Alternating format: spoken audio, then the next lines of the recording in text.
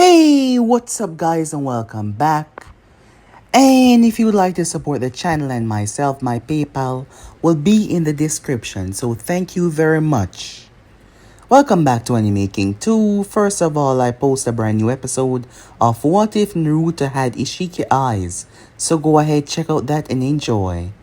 So welcome back to part 3 of What If Naruto Could Edit His Stats. Remember to get this one too. 100 like as usual, share this to all of your friends on your social media platform.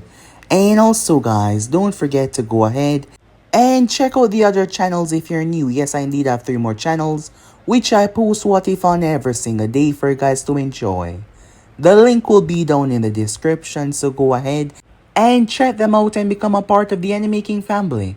So without further ado or wasting more time, let us jump right into this. Begin the intro.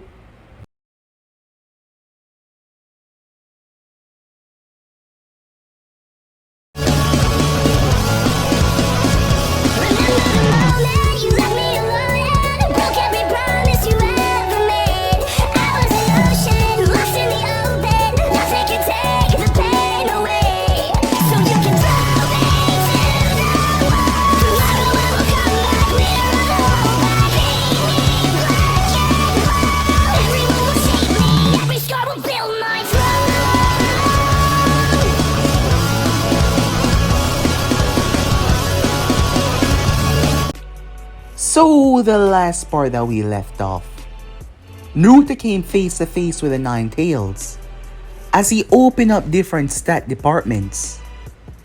Because Naruto was able to venture deeper within his subconscious, he saw the link between him and the Nine Tails, but this had no points. This was completely different, yes. This was like a status growth. There had to be trust between him and the Nine Tails, and right now there was absolutely none, not even a tiny bit, showing that the beast was merely tolerating him because it was trapped away. However, Naruto made the fox a deal, but the fox did not see him knowing anything about the seal. Perhaps then, it will believe what he was saying, as Naruto will find out about the seal. After all, he was much smarter. As the time went by, at the land of wave, Naruto grew intensely. We could also see Naruto creating new jutsus on his own, yes, developing new jutsus. He was also able to successfully pull off what he was talking to Kakashi about. This was a truly shocking revelation. Even the Hokage had to know about this. When the day came, as Naruto faced Haku, despite jumping from one mirror to another, Naruto's mind and techniques were so overpowered that Haku did not stand a chance. Naruto's willpower was a lot more stronger due to him editing it. Naruto ended Haku after a collaboration attack with him and Sasuke, as Kakashi took Zabuza out. There was only one way that Naruto saw this ending. When Gato showed up, Naruto took him out, using actual science instead of brute force. By calibrating the amount of space between them and the weapon that was needed for the precise throw, Naruto ended Gato's life, using his clones to intimidate the others to run away. Naruto was hailed as a hero. Naruto has gotten so much more points, leaving the land of wave as heroes. Saving the land, Naruto has got over 100 points, as Naruto was able to spread them to different areas. Upon breaking through the 30 points threshold, something happened. As more sectors open up, Naruto awakened a charisma stats, social influence, his speech in terms of his ally loyalty, and to convince enemies to turn over to his side as well. That was just one of them. This really showed that power is charisma within the land of waterfall, where Naruto convinced a handful of people to fight against a large group of enemies. His words were becoming powerful. Shibuki saw Naruto as a friend. Shibuki, who was now the leader of the land of waterfalls. Sasuke started to be tainted with jealousy, seeing just how much Naruto was growing. and it was causing a rift between them. A rift in the entire team as Sakura tried to be the voice of reason, but Sasuke was just getting so much more angry. But Naruto's strength was increasing drastically as he could now use his clones to grow individual stats due to him getting everything to 30 plus. So yes, that was truly insane. In the Forest of Death, they came across none other than Orochimaru. The Sannin underestimated Naruto, as Naruto poured more of his stats into strength. Naruto beat the living crap out of him, but Orochimaru's regeneration was on a completely different level. As Naruto had no idea what he just did, Orochimaru was now interested in him. Yes, Orochimaru was a person that seeks out talents, and Naruto just showed him that he was indeed beyond special.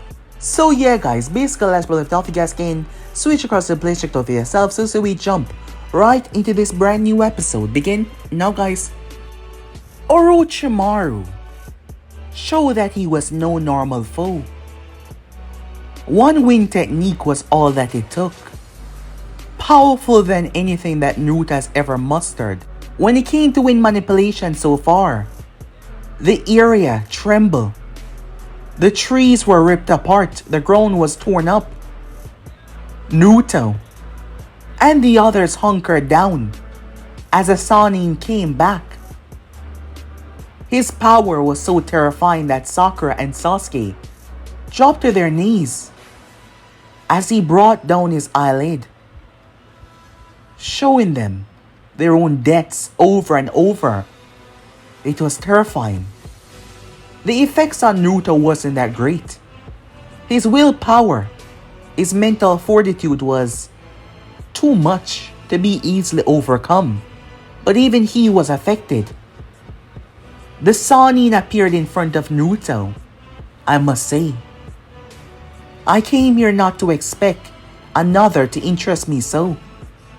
I have yet to perform my tests, he said, gazing towards Sasuke, but you, child, you brought me a lot of delight. Inform me how you are able to do what you do. After all, the amount of power you possess doesn't seem natural. Tell me, what is your secret? Orochimaru said, speaking to Naruto like he was a friend, believing that his overwhelming bloodlust would make Naruto tell him whatever he need to know. The Sannin was indeed curious and fascinated by this child. He knew who he was, he knew what he contained. But now he wanted to know what kind of power was that, because it was obvious that it wasn't the Nine Tails. The Sannin had saw more than a few Jinchurikis use the Tail Beast power before, so he could tell that was not the Tail Beast. But if it wasn't, then what was it? Now that was curious to him. One thing though, Naruto wasn't overwhelmed. The Sannin was too cocky to notice that Naruto was not shaking like the other two, believing that his bloodlust should do the job. As Naruto gripped his hand, as he left himself wide open once again, Naruto had lowered his status on everything else and put it all in strength. Except for chakra control, he needed the right amount of control. Raw, undiluted strength without chakra amplification. Increase the drastic folds plus chakra amplification. Naruto pulled his fist back. Orochimaru tried to get rid of Naruto's grip on him, but he found it stuck like a vice. The Sannin felt it, the pressure, the overwhelming force. He was terrified. The Sannin couldn't understand what it was, but his danger senses were screaming, begging for him to move. But no matter what, he could not get rid of Naruto's grip as Naruto threw his punch. Orochimaru leaped out of his own mouth, leaving a shedding skin behind. The ear itself ripped kilometers ahead of Naruto. Meanwhile, the Sand team came to a stop. Team 9, Team 8, they all turned Team 10. Everyone within the forest felt it. It was drastic. Altering drastically so. The entire place was blown. These areas were greatly affected, but the rest of them, cameras that were in the forest were ripped to shreds. Animals were torn apart. Skipping back to where Naruto was, Orochimaru now understand why his body reacted that way. His sense of danger was high. The problem was, even though Naruto was able to generate such a blow, he was incredibly slow, and Orochimaru noticed that.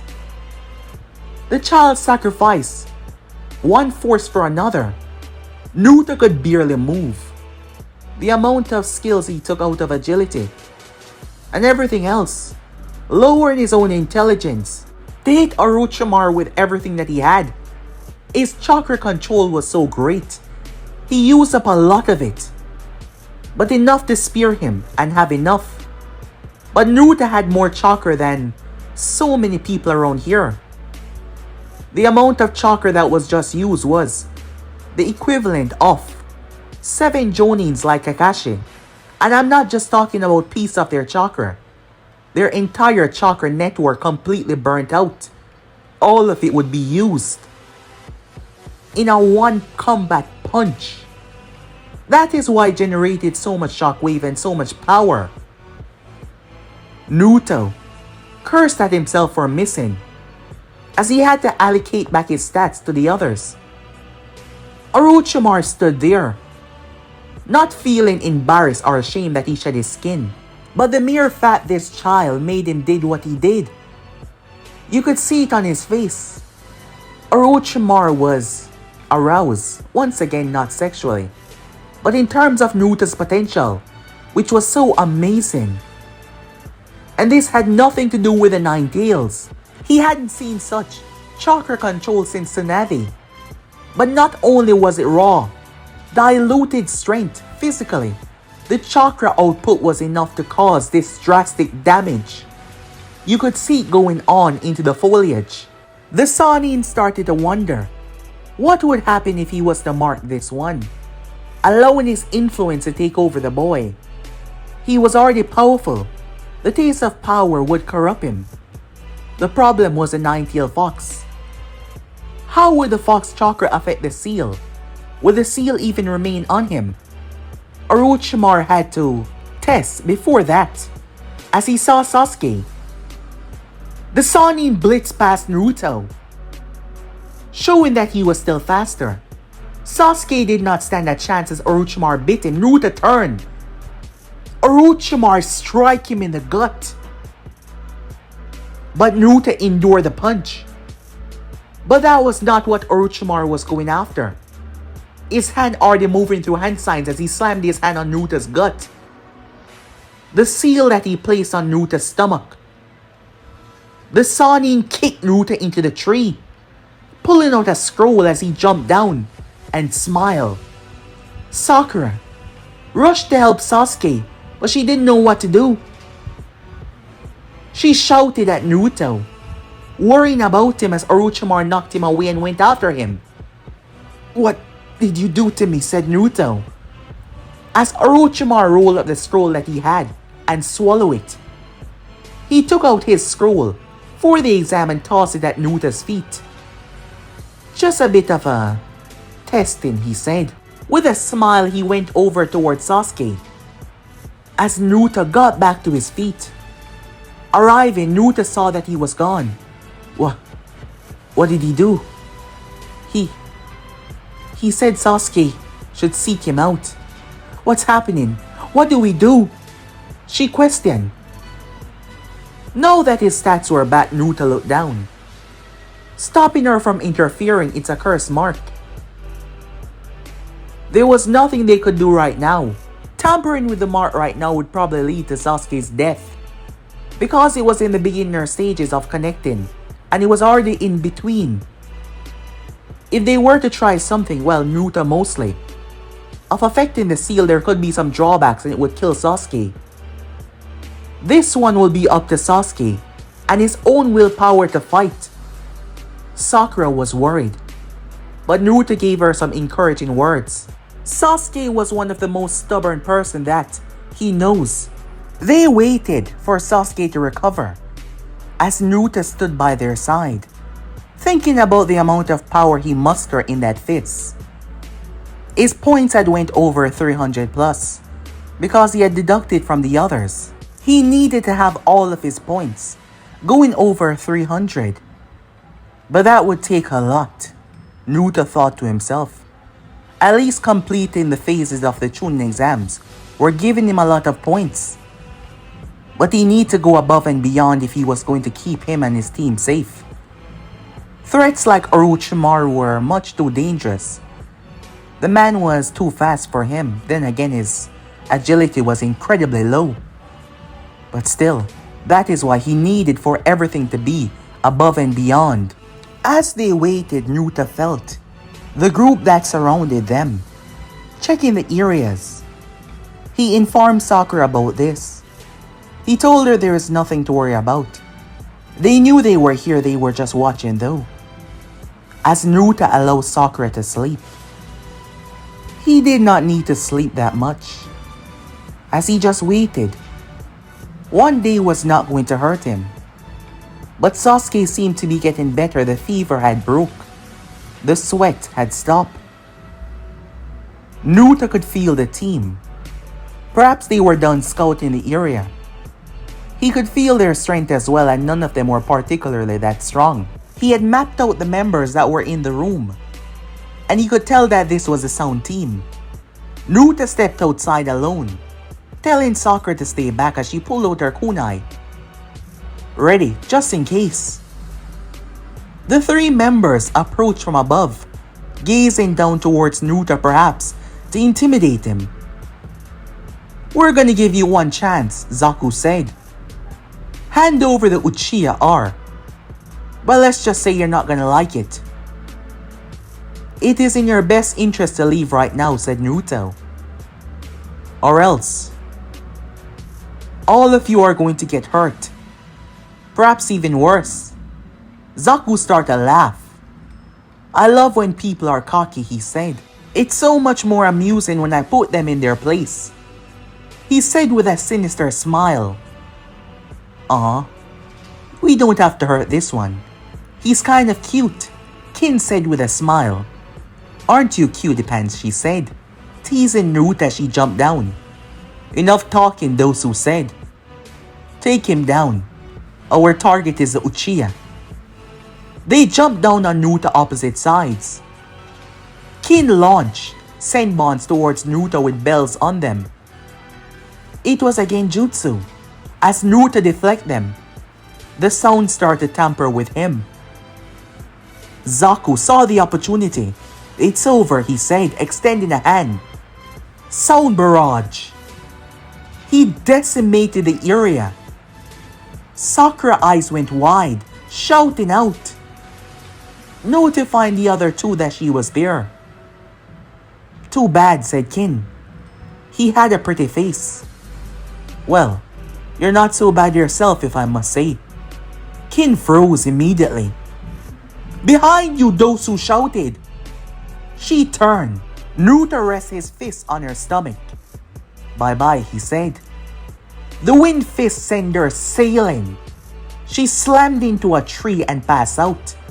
Zaku pointed both of his arms at Naruto. "This time it's over," he said. The double decapitating wave ripped through the entire place, causing major damage. However, Zaku could feel a hand holding his wrist. "You're much too weak and slow to ever hit me," said Naruto as he pulled his arm back, allowing him to get full access to Zaku's chest. Naruto struck him once. The palm struck, caused major effects in that moment as blood burst from Zaku's mouth. He collapsed down to the ground as Naruto kicked him across the face, knocking him out. Dosu was stunned. Shock. Unable to believe what he was seeing until a malicious energy could be felt. Team 10 was watching, astonished by Naruto's power, but Naruto knew they were there. Sasuke? Sakura said. But Sasuke wasn't having it. Just looking at his hands, when he stepped out he saw Naruto. A smile in his wicked eyes, coursing with a curse mark. Now this is what I'm talking about, he said. The smile on his face, pure excitement. This is a power that is meant for me. He looked at Naruto. This isn't you, said Naruto. This is just the snake man manipulating you. You have to calm down. Shut up, Sasuke said. This power was meant for me. And now, you don't seem that strong, do you? He said. He blitzed away and appeared behind Naruto. It's about time I show you that. I'm stronger. I've always meant to be stronger, Sasuke said. Fueled by his jealousy and rage, he struck out at Naruto, but Naruto grabbed his fist. I won't fight you, Naruto said, throwing his fist away. You're my teammate. You're my comrade. Calm the hell down. Well then, I'll force you to fight. Sasuke, stop now, Sakura shouted, but he would not listen. Constant retaliation. Those on the other hand realized something. Why would Orochimaru send them here to kill the Uchiha if he had the curse mark? He took his teammates and decided to get the hell out of there, while Sasuke continuously attacked Naruto. Why is he doing that? Choji said. Yeah. What? Why is he attacking Naruto, their comrades? Ino said, confused and worried. Something isn't right with him, Shikamaru said. Naruto stepped away from Sasuke. What's wrong? Afraid, Sasuke said. The time you're better? He slammed a fist in Naruto's face. Naruto head tilted to the right. No. I just don't want to hurt you, Naruto said. He gripped Sasuke's arm and uppercut him. Releasing Sasuke, the Uchiha floated in the air before crashing on the ground. The mark receding. Sasuke rubbed his head. What the hell, he said, as he reached down and touched his chin that was sore already, feeling it throbbing. What the hell happened, he said, looking up at Naruto. His memory completely gone of the, short moment. Team 7 ventured on as they made their way towards the final exam. They had a few more days to relax, but Naruto spent the time mentally meditating, accessing his mindscape, as he spoke to the fox, who had no interest of listening to him after all. His advancement in Fuinjutsu had not reached a level for him to come through on their promise. However, Naruto saw what Orochimaru did. He took some of his chakra. Naruto could remember the seal exactly as Naruto mapped it out. He needed more information on Fuinjutsu. The information that he had at his disposal was for the smaller, lesser minds. He needed something more intense, something much more greater. The fox had promised to tell him everything that he wanted to know, but Naruto already had a great suspicion on who his father was. But despite how he has grown mentally, perhaps a part of him still was unwilling to accept the truth, as there was a lot from his younger days that he just blocked out, his mind being more than capable to do that now. He needed a better teacher, someone that was better in this area. He had no idea how close he was to getting that. When the day finally came, information had already been passed along. After all, Orochimaru had came across none other than Uncle Midarashi, and there was a battle within the Forest of Death after Orochimaru had left them. He had warned not to remove Sasuke from the exams, or he would destroy Konoha. And now, you could see that Sasuke was struggling against his opponent, one of Kabuta's teammates. You could see that he was struggling a lot until he locked in. demolishing him with a physical kick, dropping him down to the ground. He was able to copy what he saw during the earlier scuffle with Rock Lee and himself when they arrived here earlier. Seeing that his abilities were out of the fray right now, Naruto watches Kakashi took him away. The curse mark intrigued Naruto, given his rapid growth in Fuinjutsu and the knowledge of how exactly it worked. Unfortunately, Naruto could not sit in on the process. Sakura faced off against Ino as they proceeded to knock one another out. Naruto stood there rather calm, his eyes closed, meditating and relaxing. His name was finally called. Placed up on the board, his opponent was Kiba Inuzaka.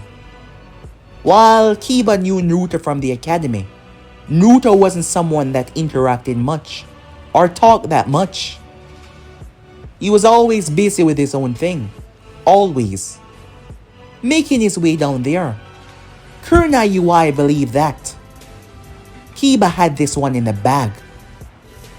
As Kakashi arrived, returning after the whole ordeal with Sasuke, having missed Sakura match, but he was here for Naruto's.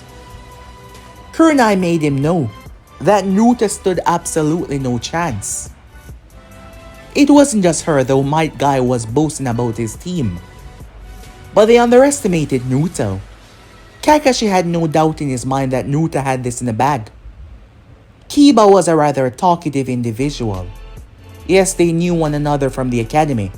Kiba wanted Naruto to know that he was still better than him. When the match began, Kiba set Akamaru down as the both of them attacked Naruto from left and right. Naruto simply glided away. Many were confused and intrigued. As Naruto was no longer standing on the earth, he was gliding above it. The amount of chakra that he was using, he was moving so fast. None of Kiba attacks could land. Hiruzen was once again intrigued to how far Naruto had pushed this. Having been truly amazed when Naruto came up with the idea after speaking to Kakashi, he was truly shocked. And now Naruto was able to glide on the surface. Any surface just like that. It was still so shocking that Naruto had so much chakra and yet he had excellent control over his power to do this. Many were shocked that he was able to do it as they watched him. Naruto evaded all of Kiba's strikes. Kiba could not touch him as he was getting tired. He flipped Akamaru a pill. He decided to end this until Naruto walked through the two of them.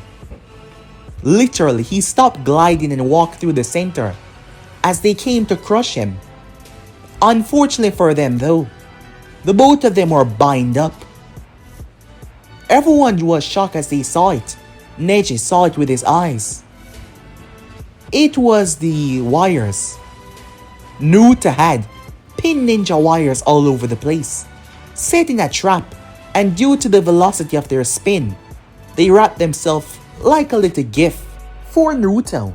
There was no reason to take them down with physical attributes. They weren't strong enough. With that said and done, time skip. Naruto was insulted, gravely so. Ebisu came to find Naruto after Naruto blew him off. Of all the people to get to train him, Kakashi brought Ebisu. The man was a Jonin, yes, but there was nothing that the man could teach Naruto that would be worth it. He tried to bring Naruto to hot springs to use the hot water as motivator to make Naruto learn water walking, but Naruto already know how to do that. As Naruto was walking away, Ebisu noticed someone. Jiraiya of the Chunin. Well, he did not know that it was him. Intending on stopping him from peeping on the girls, Jiraiya knocked him out rather easily with a toad. And thus Naruto met the man. Coming face to face with the legendary Chunin, Naruto spoke to him. Jiraiya was intrigued. Here for one reason to meet the kid as well. But Naruto wasn't talking about anything else but his vast, expanding knowledge. He was an old man after all. something that pissed Jiraiya off when he said it. Naruta's opponent for the finals was Neji Hyuga. However, Jiraiya was surprised when Naruto said something. This wasn't about Neji. He already had a plan to defeat him. The Sannin was intrigued. Naruto didn't have to fake bribe him, which Jiraiya wanted to put him up front, because they spoke. Jiraiya was shocked to how Naruto's mind worked in terms of Fuinjutsu. The way he picked seals apart, as Jiraiya showed him a small seal only for Naruto to understand it in less than 10 seconds. It was truly shocking. This kid was something else. Harrison was right about that. The month that passed by, Naruto learned a lot. They did no physical training, not even in the slightest, because Naruto told him that he did not desire that. There was no need for it. Only thing that he wanted was none other than knowledge for Fuinjutsu. The more levels of Fuinjutsu that Naruto broke, the more points that he got. Just from training with Jiraiya, he got 30 extra points. Training with a Sannin completed. Mental training was also there as well. There was no need for always physical training. They got so wrapped up that Jiraiya forgot to make Naruto sign the contract. It wasn't often that he found someone that was this intriguing for Fuinjutsu, and Jiraiya was the world's greatest as he claimed. But in 1 month, Naruto was able to cover half, more than half, of what he has done. Some of the last few was too dangerous for him to learn now. Jiraiya was afraid that Naruto would learn them on his own, the way he was growing. When the finals finally came around, the first match took place between Shikamaru and Temari. The second match was between Naruto and Neji. Neji made it rather clear that he wasn't going to lose. Fate has already decided that. Repeat, Naruto questioned. Neji went through a whole monologue, as Naruto called him a, idiot. Naruto's words were only one. He was only saying one thing after Neji finished a long sentence. But it irritated Neji so much that he ripped off his headband, showing Naruto that fate has decided all of their fates. However, Naruto never truly believed in fate. He believed that one could make anything of himself after all. He was a prime example of that. Reality altering on his own body to edit his stats, something that no one else could do. Fate had nothing on him. But Neji called Naruto a loser, and that he was going to lose. Unfortunately for him, though, as the match began, he came at Naruto, not a single blow. Neji couldn't understand the agility was greater than anything that he possessed. Despite the precise blows, Neji had to went above and beyond, releasing empty palms to try and hit Naruto, but Naruto countered them with his wind fists, immediately cancelling out the amount of chakra used. Neji was getting tired. The audience was stunned. So many people had hyped up Neji. So many people had bet on him to win this. So they were shocked when Naruto was still standing. When Naruto was still standing there without a single scratch. Things became worse when Naruto closed his eyes, focusing on his senses alone. Neji used weapons, his hands, but nothing landed. Until Neji saw his moment. But that is where things became crazy. Neji wanted to end Naruto in the most humiliating way. After being avoided so much, he dropped into the 64 palms. What followed though was something that no one could ever expected. Naruto met him blow for blow. Yes, you heard that right. Blow for blow. Naruto's hands were covered in the precise amount of chakra needed to counter Neji chakra strikes. As Naruto had been studying his strike throughout the entire match, Naruto's position was almost future sight, able to see Neji move before he made them by the flicker of his chakra, by the movement of his hands. Their palms strike together, creating a fluctuation of chakra as Neji stood there utterly baffled. Naruto's hands were smoking. So were Neji's. Father, how did he do that? Hanabi questioned her father. not quite understanding how that was possible. He wasn't a Hyuga like them. How? How are you doing this? Neji wasn't someone that often loses to people his own age. So you could understand how irritating this was. You could understand how this was shattering majority of his beliefs. As Neji was losing it. Not one to handle this kind of thing. So having it being thrown into his face like this, it was much more than he can handle. Neji attacked Naruto with wild attacks. The moment Naruto was close enough, Neji spun. Rotation, he said. However, Naruto's hand was already up. Ultimate Dome, Naruto said. Naruto made this inspired by Gaara. Sand defense. Seeing Gaara attack versus Rock Lee. Naruto had made this during the month while he was training with Jiraiya. Naruto could create thousands of clones, so you shouldn't be surprised. Neji rotation clashed against various wind blades. But you see, these wind blades were not moving in one pattern. There were thousands of them, and Naruto's control was so powerful that each of them moved in a different pattern. Naruto was controlling formations from one sector to one, allowing them to be the ultimate defense against any chakra breach, because they were tiny little bursts of chakra release with each of the clashing spin. Neji was going to need something a lot stronger than his rotation to get through. Neji was dead tired. The match had dragged on for so long, Neji dropped to his knees. That's not possible. I guess I did what I said. Showed you that fate has nothing on you. Fate is what you make it. There is no such thing as a fate. It is what you believe in. People like you believe in this because you have no control over your life. Because you believe you're forever trapped. But you're not the only one with a seal, said Naruto. And anything can change. You just have to make sure that it does. Naruto wasn't really trying to change Neji or anything.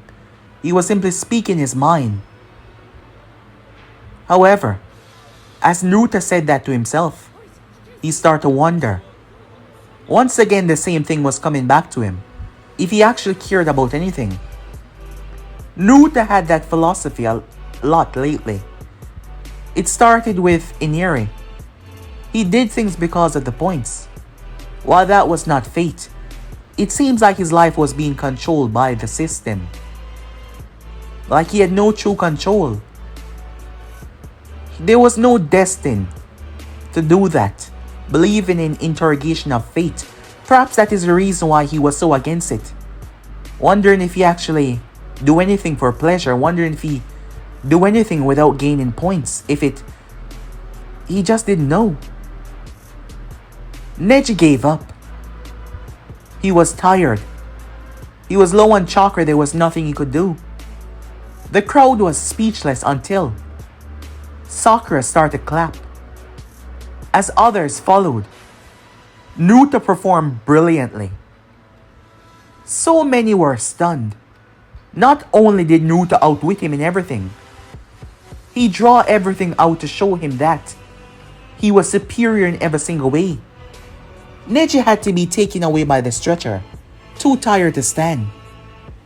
As Hayashi Hyuga made his way to pay Neji a visit, Sasuke arrived late and faced off against Gaara. Unfortunately though, the invasion began as chaos ensued within Konoha. Yes, chaos erupted. Naruto jumped down as Sakura was in the stands. The genjutsu would not work on him. Immediately he erased it. People started to drop like flies, falling asleep, explosions. Ninjas started to jump out, removing their hidden covers. Naruto was attacked from behind, but he dodged, jumping over the sound shinobi head and stepping on his skull, crushing him down. Everyone started to break out in a battle. Kakashi Hatake and the others started to give them orders. Sasuke Uchiha made his way after Gaara. Kakashi was afraid that this was going to turn into something bad, so he sent Naruto and a group. Sakura was there. Shikamaru and Shino was there as well. The group made their way off. They ran into multiple obstacles, but they separated. Naruto and Sakura were the last one to arrive, as the others had stayed behind to fight those obstacles, including Sound Shinobis and Kankuro. Sasuke was about to be crushed, as Gaara San was pulling on him like a monster. He had further transformed. Naruto glided and grabbed Sasuke. Sasuke should be happy, but a part of him was irritated by being saved, as the curse mark receded, especially that it was Naruto. They had reminded him what took place after he was influenced by the curse mark. So yes, Naruto saving him was angering him slightly, but Naruto handed him over to Sakura. Gaara tried to stop them, but Naruto went through handstand. Naruto soaked Gaara's sand. Water release. Bubble formation, he called it. A huge glob of water that sucked the sand. Literally, it came as a spear around Naruto. Naruto planned 10 steps ahead. He created this attack personally for Gaara. The more water it compacted, the more larger it got. The sand was diluting it though. Naruto supplied it with more chakra. The bubble got larger and larger. Gaara had to flee, afraid of being caught in it, but when it burst, the soaked sand simply fell to the ground, being much too heavy. His theory was correct. Naruto dashed towards Gaara. The both of them clashed, blow for blow. Gaara was stunned that even while half transformed, Naruto could take his blows and return them. Naruto hit him so hard Gaara was sent sailing, flying through the foliage as he crashed. Naruto pulled out a scroll. However, he had to watch as Gaara transformed. Laughing that his mother was going to kill them all, he went to sleep. This wasn't something that Naruto was expecting, but he did make a plan. He wasn't expecting Gaara to transform in the middle of the exam, but he did make a plan for everything, including this one. Naruto put that scroll away and pulled out another one. He made sure to create a clone that grabbed Sakura and Sasuke. Temari was looking up as she was terrified, knowing that she could not escape in time. However, one of Naruto's clones saw her. He grabbed her. She tried to fight him, but he held her. "I'm trying to get you out of here," he told her, as he leaped from tree to tree. "Why? I'm your enemy," she said. But the clone did not respond though. Once she was out of there, Naruto pulled out the scroll. Going through handstand, Naruto unsealed a much larger scroll that was even larger than him. Jiraiya had failed to make him a Toad Summoner due to the whole Fuinjutsu debacle. But that did not matter as Naruto slammed both hands down and pumped chakra into the scroll. A lot of it. Even Shikaku was shocked by what came. But guys, we end this episode right here. If you want to see the next part and do, like, subscribe, comment down below and turn on that bell notification to stay posted. But I'm off for now. See you guys soon. Peace.